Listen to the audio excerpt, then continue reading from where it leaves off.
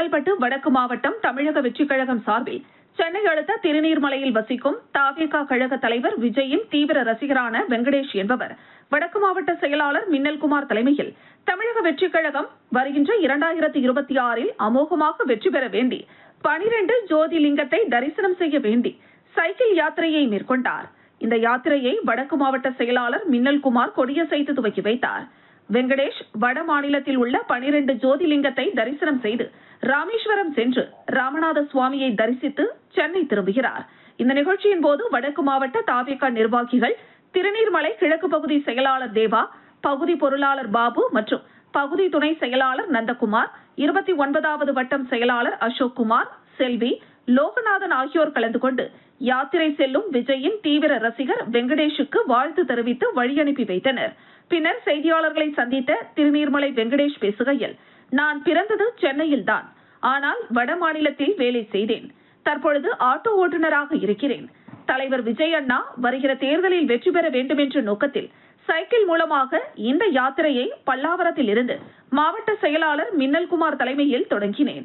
நான் விஜய் அண்ணாவின் தீவிர ரசிகர் என்றும் வட மாநிலத்தில் யாத்திரை மேற்கொண்டு கேதாரிநாத், பத்ரிநாத் உள்ளிட்ட 12 ஜோதிலிங்கத்தை தரிசனம் செய்து தாவேகா கழக தலைவர் விஜய் அண்ணா ஜெயிக்க வேண்டும் என வேண்டிக் கொண்டு ராமேஸ்வரம் சென்று சுவாமி தரிசனம் செய்து மீண்டும் லடாக் சென்று சென்னை திரும்புவேன் எனவும் என்னுடைய அடுத்த திட்டம் வந்து சொல்கிறேன் என தெரிவித்தார். வடக்கு மாவட்ட மின்னல்குமார் எங்கள் கழக தலைவராகவும் தாவேகா வெற்றி பெற ஆன்மீக யாத்திரை செல்வது எங்களுக்கு மகிழ்ச்சியை அளிக்கிறது என்றும் தெரிவித்தார்.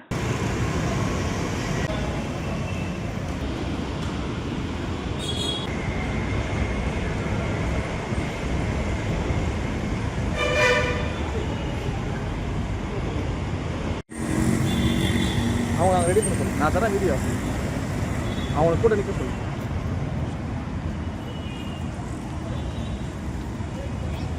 என்னக்காக தான் பண்ணின்னு இருக்கிறேன். இப்போ இங்கேருந்து பல்லாவத்துக்கு ஸ்டார்ட் பண்ணிட்டு ராமேஸ்வரத்தில் கடைசியில் முடியும். கேதார்நாத், பத்ரிநாத், அயோத்தியா, நேபாள்லாம் போயிட்டு 2 கோயில் இருக்குது நேபாளில். அந்த கோயில் முடிச்சுட்டு ராமேஸ்வரம் வருவேன். ராமேஸ்வரம் வந்துட்டு திருப்பி போயிடுவேன், லடாக் போயிடுவேன் கடைசியில். அதுக்கப்புறம் சென்னை வந்துட்டு நெக்ஸ்ட் பிளான் சொல்லிடுவேன். இங்கன்னா ஆட்டோ டிரைவர் தான்.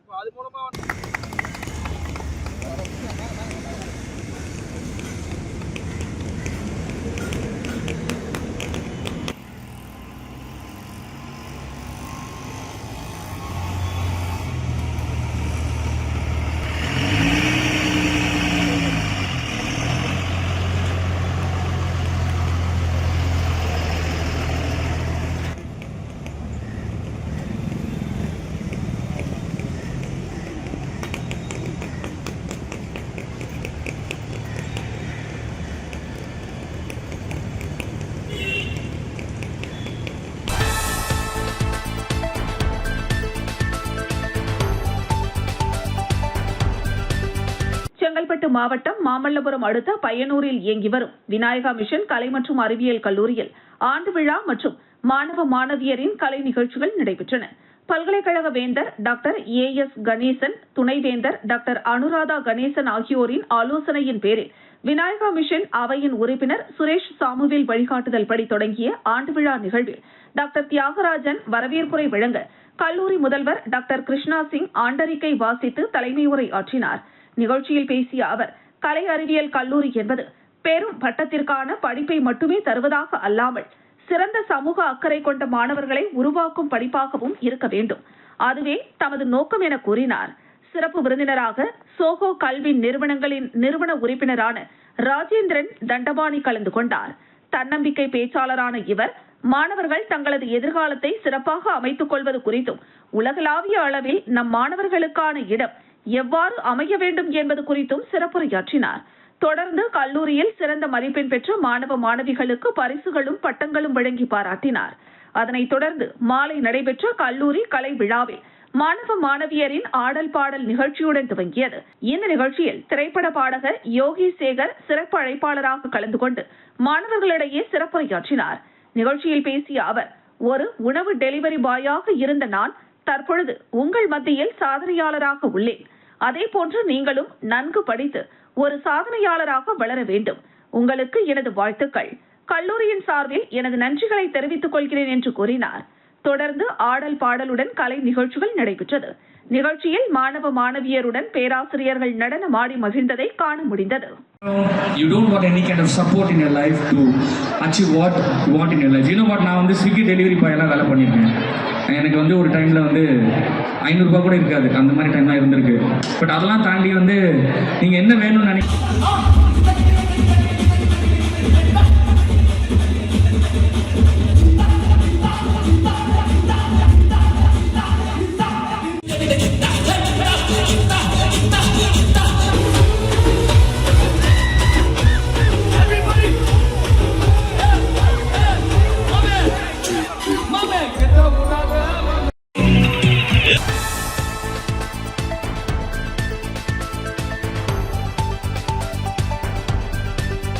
நடைபெறவுள்ள சட்டசபை தேர்தலையொட்டி பல்வேறு பகுதிகளில் தேர்தல் விழிப்புணர்வு பிரச்சாரம் மேற்கொள்ளப்படுகிறது. அதன் ஒரு பகுதியாக வாலாஜாபாத் பேருந்து நிலையத்தில் ஒருங்கிணைந்த குழந்தைகள் வளர்ச்சி திட்டம் சார்பில் கோலமிட்டு தேர்தல் விழிப்புணர்வு நிகழ்ச்சி நடைபெற்றது.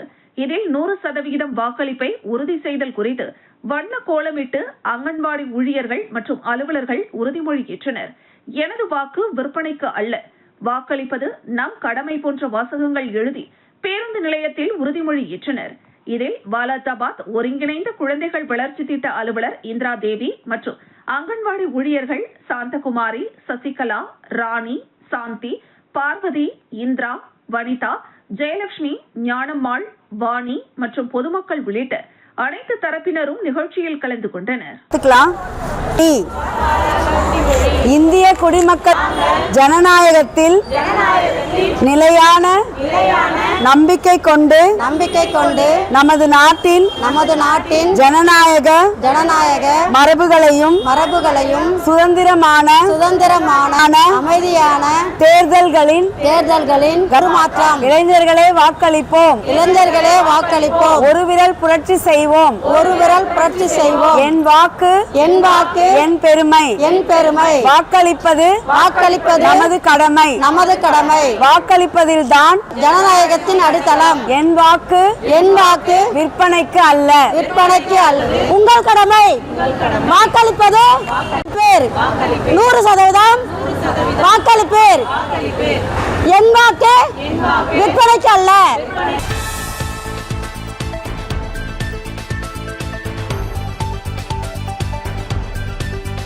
திண்டுக்கல் மாவட்டம் பழனி சட்டமன்ற தொகுதியில் 2026 தேர்தலில் பாஜக போட்டியிட வேண்டும் என்பது அக்கட்சி தொண்டர்களின் நீண்ட நாள் கோரிக்கையாக இருந்தது.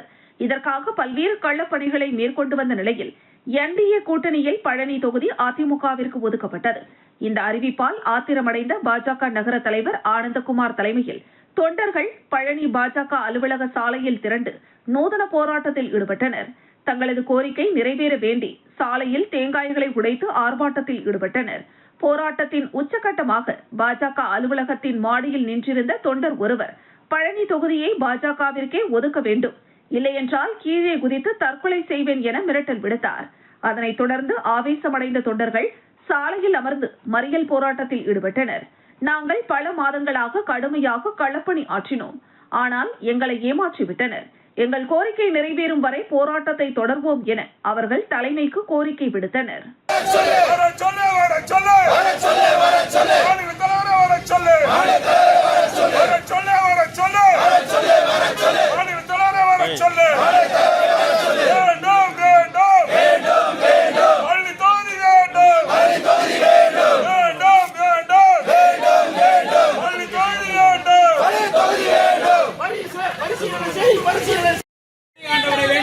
நம்முடைய மாநில தலைமைக்கு நாங்கள் எல்லாம் ஒரு வேண்டுகோள் வைக்கிறோம்.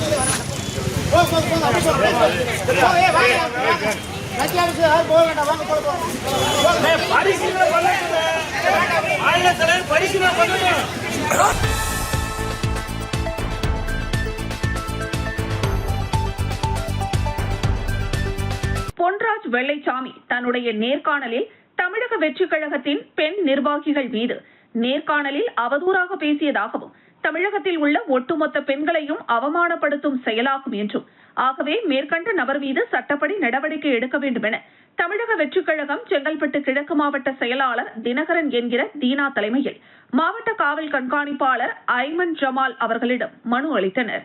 இதில் செங்கல்பட்டு கிழக்கு மாவட்ட துணை செயலாளர் தீதி என்கிற திவ்யா, செங்கல்பட்டு கிழக்கு மாவட்ட செயற்குழு உறுப்பினர் ராஜரத்தினம், செங்கல்பட்டு கிழக்கு மாவட்ட செயற்குழு உறுப்பினர் அருள்மொழி, மாவட்ட மகளிர் அணி தேவி மோகன் மற்றும் திருப்போரூர் மகளிர் அணி சுமதி மற்றும் தமிழக வெற்றிக் கழக நிர்வாகிகள் மற்றும் மகளிர் அணியினர் 100க்கும் மேற்பட்டோர் உடனிருந்தனர்.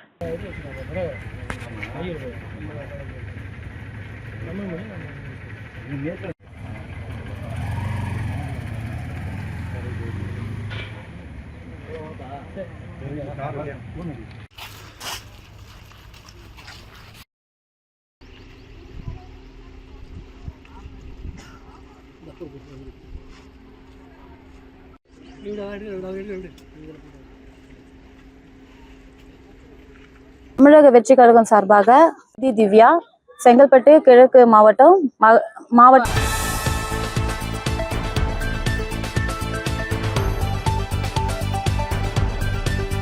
பெரம்பலூர் மாவட்டம் செட்டிக்குளம் அருள்மிகு ஏகாம்பரேஸ்வரர் மற்றும் தண்டாயுதபாணி சுவாமி கோவிலில் 3 மாதங்களுக்கு ஒருமுறை கோவிலில் உள்ள உண்டியல்கள் திறக்கப்பட்டு எண்ணப்படுவது வழக்கம். அந்த வகையில் கடந்த ஜனவரி மாதம் உண்டியல்கள் திறக்கப்பட்ட நிலையில் இன்று காலை இந்து சமய அறநிலையத்துறையின் உதவி ஆணையர் சிந்துலட்சுமி தலைமையில் செயல் அலுவலர் ஹேமாவதி முன்னிலையில் உண்டியல்கள் திறக்கப்பட்டு எண்ணப்பட்டன. அதன்படி உண்டியல் காணிக்கை பொருட்கள் எண்ணப்பட்டதில் 9,21,770 ரூபாய் ரொக்கமாகவும் 8.800 மில்லிகிராம் தங்க பொருட்களும் 260 கிராம் வெள்ளி பொருட்களும் கிடைக்கப்பெற்றுள்ளது. உண்டியல் காணிக்கை பொருட்களை எண்ணும் பணியில் அகில பாரத ஐயப்பா சேவா சங்க தன்னார்வலர்கள் மற்றும் திருக்கோவில் பணியாளர்கள் சுமார் 50க்கும் மேற்பட்டவர்கள் கலந்து கொண்டனர்.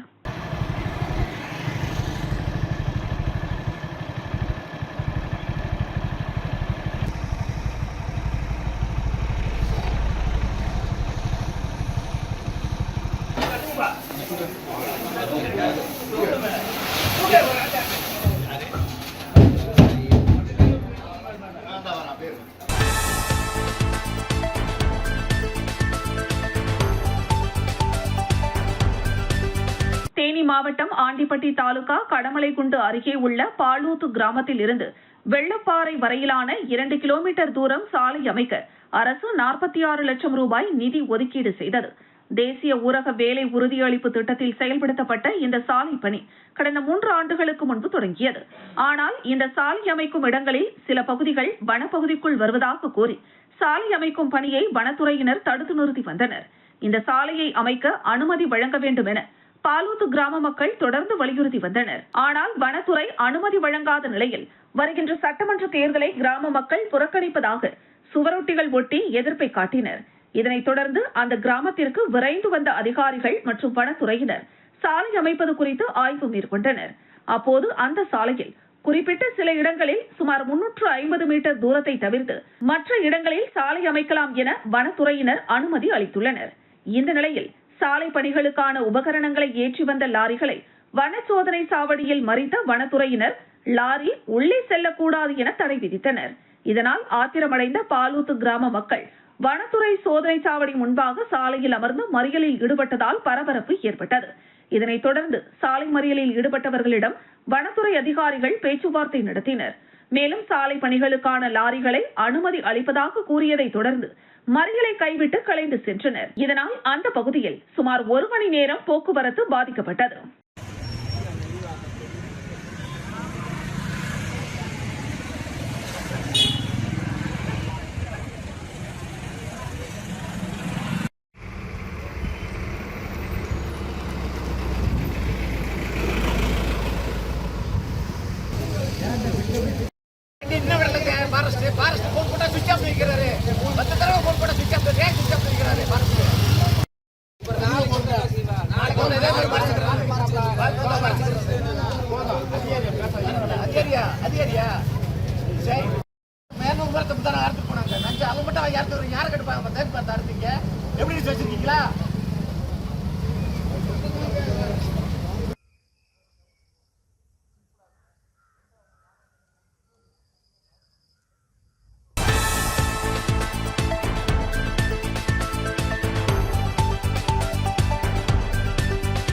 அரியலூர் மாவட்டம் கள்ளங்குறிச்சியில் உள்ள கலியுக வரதராஜ பெருமாள் கோவில் பெரும் திருவிழா விமர்சையாக கொடியேற்றத்துடன் தொடங்கியது.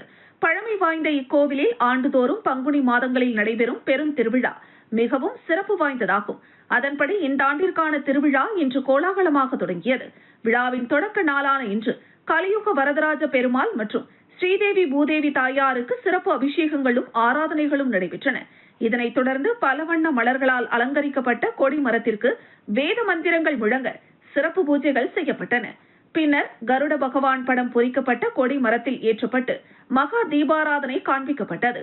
இதில் ஏராளமான பக்தர்கள் கலந்து கொண்டு கோவிந்தா கோவிந்தா என பக்தி முழக்கமிட்டு சுவாமி தரிசனம் செய்தனர். இந்த திருவிழாவை முன்னிட்டு திருவிழா நாட்களில் தினசரி சுவாமி பல்வேறு வாகனங்களில் எழுந்தருளி வீதி உலா வரும் நிகழ்ச்சி நடைபெற உள்ளது. விழாவின் முக்கிய திருவிழாவான திருத்தேரோட்டம் வருகிற ஏப்ரல் 4ஆம் தேதியும் அதனைத் தொடர்ந்து ஏகாந்த திருவிழா ஏப்ரல் 5ஆம் தேதியும் நடைபெற உள்ளது.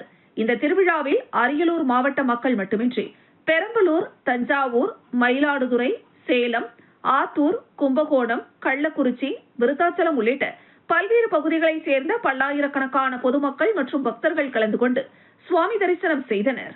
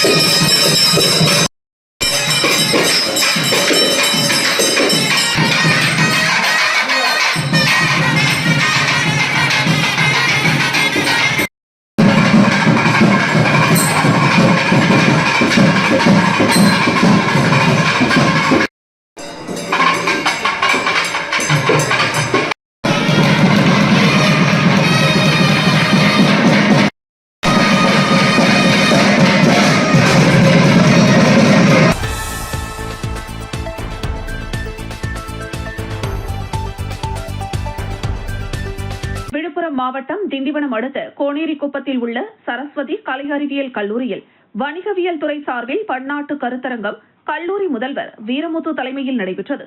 இந்த கருத்தரங்கில் புதுடெல்லி நீதி ஆயோக் துணை செயலாளர் ஆஷிஷ்குமார் பாண்டா, இலங்கை தென்கிழக்கு பல்கலைக்கழக கலை கலாச்சாரத்துறை முதுநிலை விரிவுரையாளர் கபூர் நிஜாமீர், கனடா இயற்கை வேளாண்மை வழிகாட்டு நிபுணர் ஆலன்சோ, கொழும்பு சுற்றுலா மற்றும் உணவக மேலாண்மை நிறுவன விரிவுரையாளர் லதிஷா ஜெயங்கி ராமநாயகா, IITM நிர்வாக இயக்குனர் வாசுதேவன் ஆகியோர் சிறப்பு விருந்தினர்களாக பங்கேற்று டிஜிட்டல் யுகத்தில் உலகளாவிய வர்த்தகம், கண்டுபிடிப்புகள், சவால்கள், நிலைப்புத்தன்மை ஆகிய பொருண்மையில் பேசி ஆய்வு நூலை வெளியிட்டனர். கல்லூரியின் முதன்மை நிர்வாக அலுவலர் இயக்குனர் சிவகுமார், நிர்வாக அலுவலர் சிவா, பெற்றோர் ஆசிரியர் கழக ஒருங்கிணைப்பாளர் தண்டபாணி ஆகியோர் வாழ்த்துரை வழங்கினர்.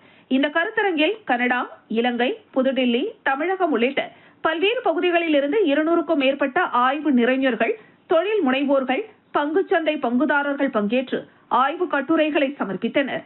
கட்டுரையாளர்களுக்கு பாராட்டு சான்று மற்றும் ஆய்வு நூல்கள் வழங்கப்பட்டன. மேலும் இதில் கல்லூரி பேராசிரியர்கள், மாணவர்கள், அலுவலக பணியாளர்கள் ஆகியோர் கலந்து கொண்டனர். முன்னதாக சரஸ்வதி கலை அறிவியல் கல்லூரியின் வணிகவியல் துறை இணை பேராசிரியர் ராகினி அனைவரையும் வரவேற்றார்.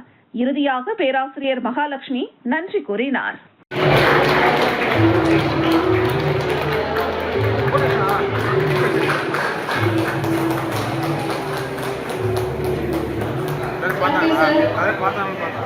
Next, I would like to call upon our Chief Administrative Officer, sir, to honor the Chief Guest, Mr. Kapoor Nitamu, sir, by presenting the memento.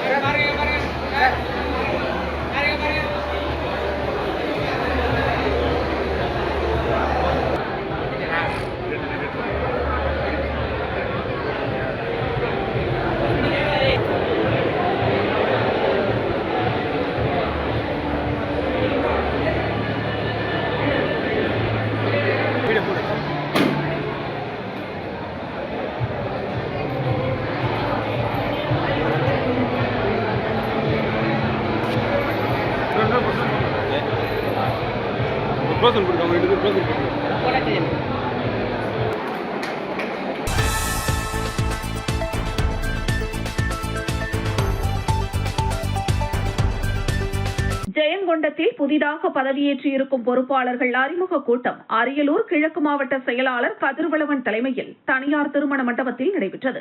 புதிய நிர்வாகிகளுக்கு மாவட்ட செயலாளர் கதிர்வளவன் சால்வை அணிவித்து அனைவருக்கும் வாழ்த்துக்களை தெரிவித்தார்.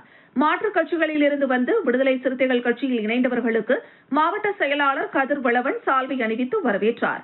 இக்கூட்டத்தில் வழக்கறிஞர் அணி மாநில செயலாளர் அன்பரசன், மாநில துணை செயலாளர் ராஜா, மாவட்ட பொருளாளர் சின்னராஜா, மாவட்ட துணை செயலாளர் சிவக்குமார், மாவட்ட செய்தி தொடர்பாளர் வேல்முருகன் மற்றும் எழுச்சி தமிழர் அவர்களால் அறிவிக்கப்பட்ட புதிய பொறுப்பாளர்கள் உடையார்பாளையம், பேரூர், ஆண்டிமடம் கிழக்கு, மேற்கு, வடக்கு, தெற்கு மற்றும் நகரம், டி பழூர் கிழக்கு, மேற்கு மற்றும் நகரம், ஜெயங்கொண்டம் சட்டமன்ற தொகுதி பொறுப்பாளர்கள், மாவட்ட அமைப்பாளர்கள், ஜெயங்கொண்டம் வடக்கு, தெற்கு, மைய பகுதி மற்றும் நகர நிர்வாகிகள் உட்பட புதிய பொறுப்பாளர்களும் மற்றும் மாநில, மாவட்ட, ஒன்றிய, கிளை மற்றும் முகாம் பொறுப்பாளர்கள் 500க்கும் மேற்பட்டோர் கலந்து கொண்டனர். கலந்து கொண்ட அனைவருக்கும் மதிய உணவு வழங்கப்பட்டது.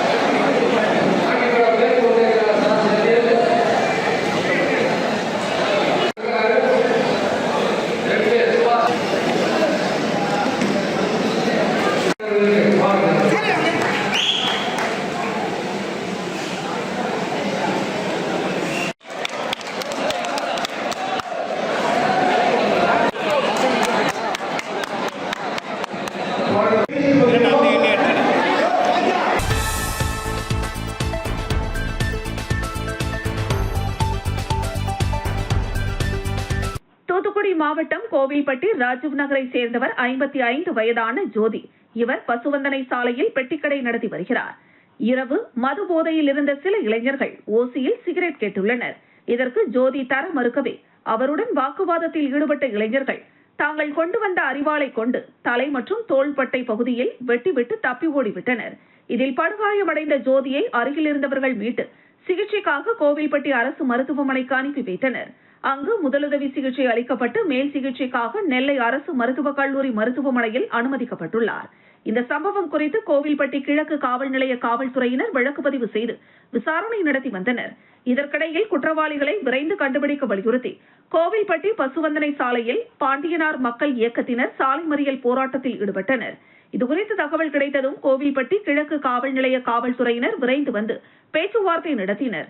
இதில் உடன்பாடு ஏற்பட்டதை தொடர்ந்து போராட்டத்தை கைவிட்டனர். இதனால் அப்பகுதியில் சிறிது நேரம் போக்குவரத்து பாதிக்கப்பட்டது. இந்த நிலையில் பெட்டிக்கடைக்காரரை தாக்கியதாக கோவில்பட்டி பாரதி நகரை சேர்ந்த மாடசாமி, மணிகண்டன், விஜயபாண்டியன் மற்றும் 17 வயது சிறுவன் உட்பட 4 பேரை காவல்துறையினர் கைது செய்துள்ளனர்.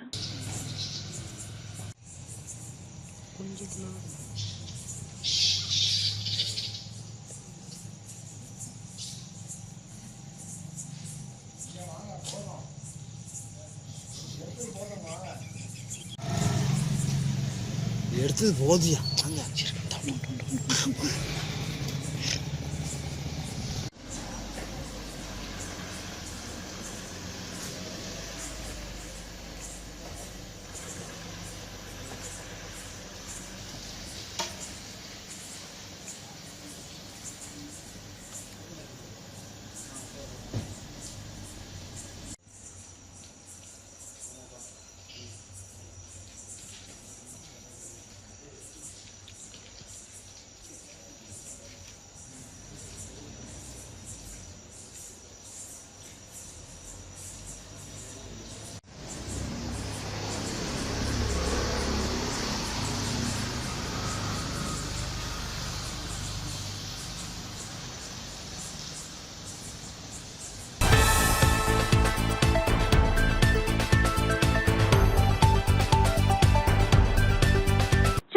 மாவட்டம் செங்கல்பட்டு செயின்ட் மேரிஸ் மேல்நிலைப் பள்ளியில் சட்டமன்ற தேர்தல் நடைபெறுவதையொட்டி 100% வாக்குப்பதிவை வலியுறுத்தி தேர்தல் விழிப்புணர்வு நிகழ்ச்சி நடைபெற்றது. இந்த நிகழ்ச்சியில் செங்கல்பட்டு மாவட்ட ஆட்சியரும் தேர்தல் அதிகாரியுமான மாலதி ஹெலன் கலந்து கொண்டு 100% வாக்குப்பதிவை வலியுறுத்தி பள்ளி மாணவிகள் தமிழ்நாடு வரைபடம் போல் இணைந்து நின்றதையொட்டி மாவட்ட ஆட்சித்தலைவரும் உடன் நின்று விழிப்புணர்வை ஏற்படுத்தினார். இந்த தேர்தல் விழிப்புணர்வு நிகழ்வில் மாவட்ட முதன்மை கல்வி அலுவலர் திருவளர் செல்வி, செங்கல்பட்டு வருவாய் கோட்டாட்சியர் ரம்யா, துணை ஆட்சியர் மணியரசன் மற்றும் கல்லூரி தலைமை ஆசிரியர், ஆசிரியர்கள் மற்றும் மாணவிகள் கலந்து கொண்டனர். மாவட்ட பெருமை அடைகிறது வழங்குவார்கள்.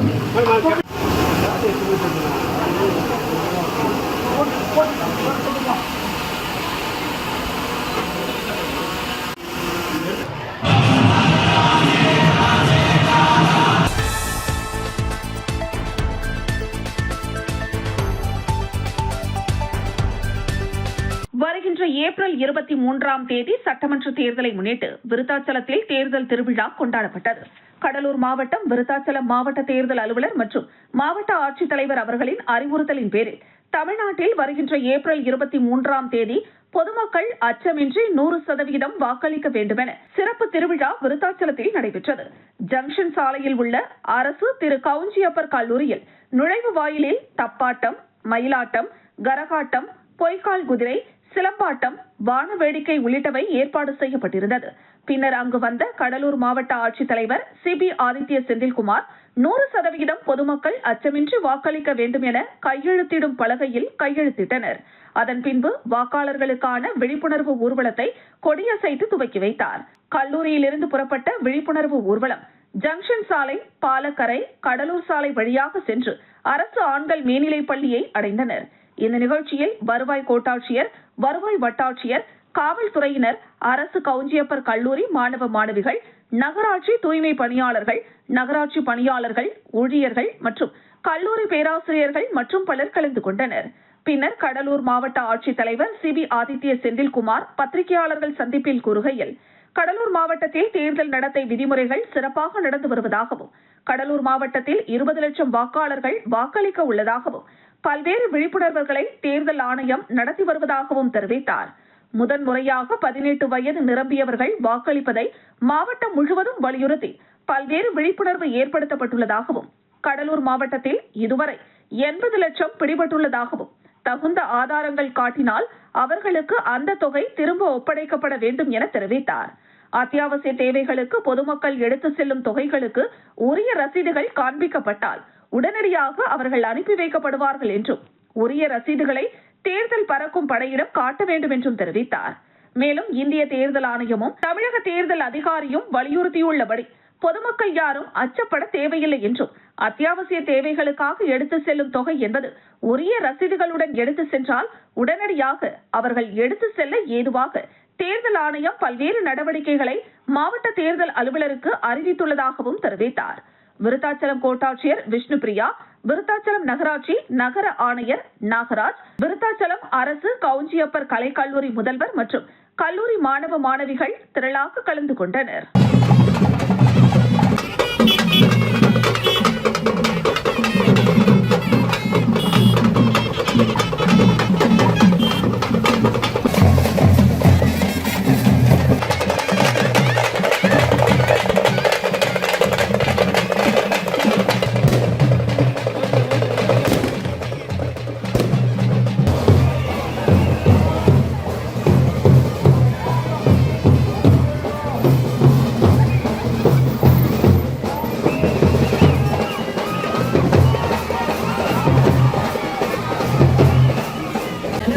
இந்திய தேர்தல் ஆணையம் வந்து 15ஆம் தேதி வந்து எலெக்ஷன்ஸ் அனௌன்ஸ் பண்ணியிருக்காங்க. இப்போ நம்ம 30ஆம் தேதி வந்து நாமினேஷன் ஸ்டார்ட் ஆகும் போது கடலூர் மாவட்டத்தை பொறுத்த வரைக்கும் 9 தொகுதி இருக்குது. கிட்டத்தட்ட 20 லட்சம் வாக்காளர்கள் இருக்காங்க. தொடர்ந்து வந்து நம்ம வந்து இந்த மாடல் கோட் ஆஃப் கண்டக்ட் இயரில் வந்து விழிப்புணர்வு வந்து எல்லா தொகுதியிலையும் வந்து பெருமளவில் வந்து ஏற்படுத்திட்டு இருக்கோம். இது முக்கிய நோக்கம் என்னென்னா, குறிப்பாக வந்து இந்த ஃபஸ்ட் டைம் ஓட்டர்ஸ், அதாவது இந்த 18-19 வயது உட்பட்டவங்க, அவங்க வந்து